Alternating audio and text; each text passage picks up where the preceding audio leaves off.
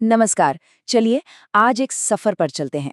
एक time machine में बैठकर सीधे 90 के दशक में। एक ऐसा वक्त जब जिंदगी थोड़ी सी धीमी थी और शायद ज्यादा असली सी लगती थी। हम देखेंगे दो भाई बहनों की नजरों से कि उस जमाने में भारत में एक आम दिन आखिर कैसा होता था। और देखिए यही एक लाइन इस पूरी कहानी का, इस पूरे एहसास का निचोड़ है। सादगी में छिपी हुई असली खुशी। तो बस तैयार हो जाइए, हम सब मिलकर उस सादगी भरे दिन में गोता लगाने वाले हैं और उन छोटे छोटे पलों को ढूंढने वाले हैं जो उस दौर को इतना इतना यादगार बनाते थे। तो कहानी शुरू कहाँ से होती है? सुबह से, बिल्कुल। पर ये कोई शांत चिड़ियों की चहचहाहट वाली सुबह नहीं है। नहीं, ये वो वाली सुबह है जो हर उस घर में होती थी जहाँ स्कूल जाने वाले बच्चे थे। एक जानी पहचानी भाग दौड़, एक हलचल, एक अलग ही तरह की एनर्जी। सुन रहे हैं ये आवाज? हाँ, ये आवाज तो जैसे कानों में गूंज गई। न जाने कितने ही लोगों की सुबह इसी आवाज से शुरू होती थी। अपनी खुद की यादें ताज़ा हो जाती हैं इसे सुनकर। माँ की वो पुकार जो दुनिया की किसी भी अलार्म क्लॉक से ज्यादा असरदार थी। मतलब ये बज गई तो दिन शुरू हो गया, बस।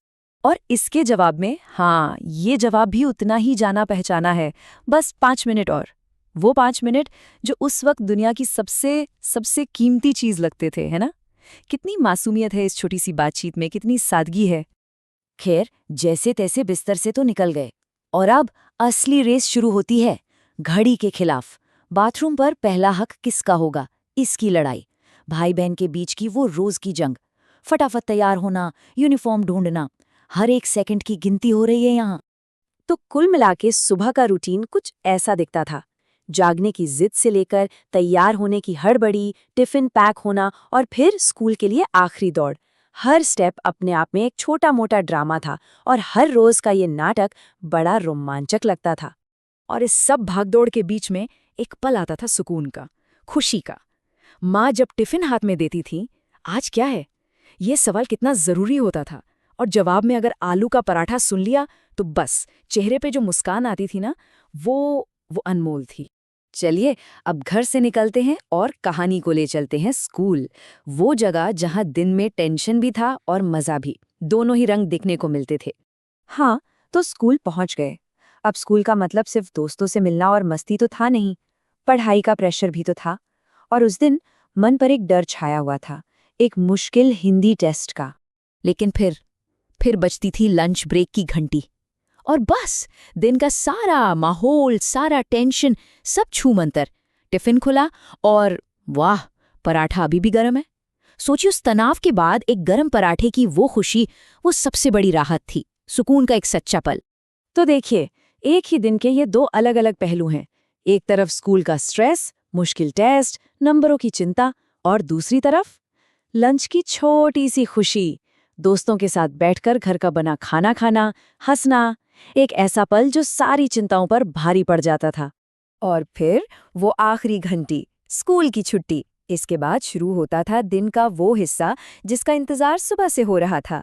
आज़ादी का समय, खेलकूद और मनोरंजन का समय।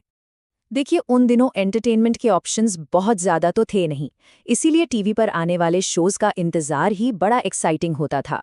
और जब बात आती थी शक्तिमान की, तब तो बस एक्साइटमेंट का लेवल ही कुछ और होता था।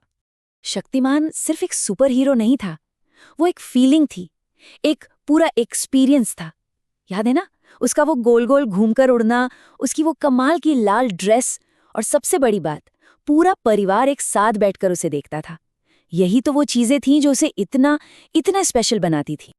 और हाँ, एंटरटेनमेंट सिर्फ टीवी तक ही नहीं था। टीवी बंद हुआ तो असली एक्शन शुरू होता था गली में। गली क्रिकेट का मैदान सज जाता था। शामें पूरी तरह से दोस्तों के साथ खेलने के जोश और जुनून से भरी होती थीं। हर कोई अपने आप में एक हीरो था और खेल का एक एक पल पूरी शिद्दत से जिया जाता था। तो खेलकूद हो गया, मस्ती हो गई। अब जैसे जैसे शाम ढलती है, दिन का माहौल भी शांत हो जाता है और कहानी भी अपने सबसे सुकून वाले, सबसे गहरे हिस्से में पहुंचती है। वो हिस्सा जहां उस दौर की जिंदगी का असली मतलब छिपा है। जरा सोचिए, आज की शामों से कितनी अलग थीं वो शामें। आज हमारे पास स्क्रीन्स हैं, ढेरों डिस्ट्रैक्शंस हैं। तब क्या था? तब लोग थे। शामें होती थीं एक दूसरे से जुड़ने के लिए। चारपाई पर बैठकर बस बातें करना, एक दूसरे का हालचाल पूछना, दिन भर क्या हुआ ये बताना। कितना सिंपल पर कितना गहरा था ये सब। और फिर दिन भर की धमा चौकड़ी के बाद घर वापसी का सिग्नल मिलता था माँ की आवाज से, जाओ हाथ मुंह धो लो, फिर खाना मिलेगा। ये आवाज दिन के खेलकूद के खत्म होने का ऐलान थी, घर के आराम में, उस रूटीन में वापस आने का संकेत।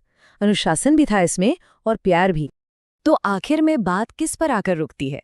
यही कि उस दौर की जो खुशी थी ना, वो किसी बड़ी असाधारण चीज में नहीं थी, वो तो इन्हीं छोटी छोटी चीजों में बसी थी। एक गरम खाना, एक फेवरेट टीवी शो, दोस्तों के साथ खेलना, यही वो सिंपल सी बातें थीं जो जिंदगी को सच में खास बनाती थीं। और ये पूरा सफर हमें आखिर में एक सवाल के पास लाकर छोड़ देता है। आज की इस भागदौड़ भरी जिंदगी में क्या हम सब उन छोटी छोटी खुशियों को कहीं पीछे तो नहीं छोड़ आए हैं? वो पल जो असल में जिंदगी को मायने देते हैं, क्या हम उन्हें भूल तो नहीं गए हैं? इस पर सोचिएगा जरूर।